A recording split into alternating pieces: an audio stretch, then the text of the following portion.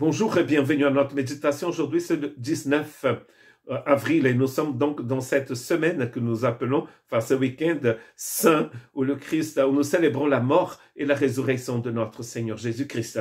Il y a un texte très intéressant dans 1 Corinthiens chapitre 15, versets 3 à 8, où Paul va nous expliquer ce que c'est que, en fait, l'évangile, en disant, je vous ai enseigné avant tout, comme je l'avais aussi reçu, que Christ est mort pour nos péchés selon les Écritures. Il a été enseveli et il est ressuscité le troisième jour selon les Écritures.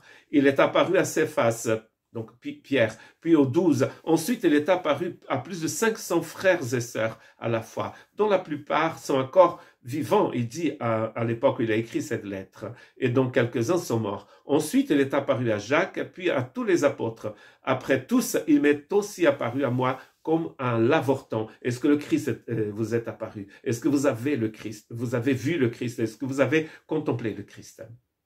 Jean, dans sa première épître, dans le chapitre 3, nous dit que le Christ, le Fils de Dieu, le Fils de l'homme, est apparu pour détruire les œuvres du diable. Il est apparu, selon Paul, dans ce texte que nous venons de lire, pour détruire la puissance du péché.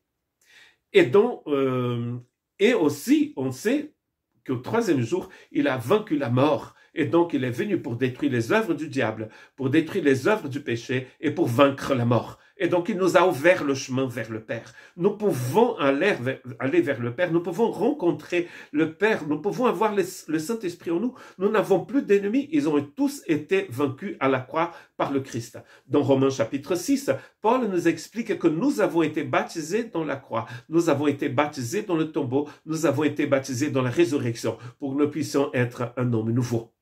Le Christ est ressuscité. Et c'est normal, nous dit Pierre dans Actes chapitre 2, le message de la Pentecôte. Nous ne fêtons pas que Pentecôte le même jour. Et il dit, en fait, c'était impossible qu'il soit retenu par la mort. Pourquoi? Parce qu'il est lui-même la vie éternelle. La mort ne peut pas retenir la vie en son sein. Pourquoi? Parce que Jésus étant la vie éternelle, il a vaincu la mort. Par sa mort à la croix et par sa résurrection, il nous offre aujourd'hui la vie éternelle. Est-ce que vous avez la vie éternelle? Est-ce que vous avez le Christ en vous? Si vous avez le Christ en vous, vous êtes heureux. Vous êtes heureuse. Et vous devriez vivre comme un vrai disciple, une vraie disciple du Christ Jésus. Pourquoi? Parce que vous avez en vous une victoire immense.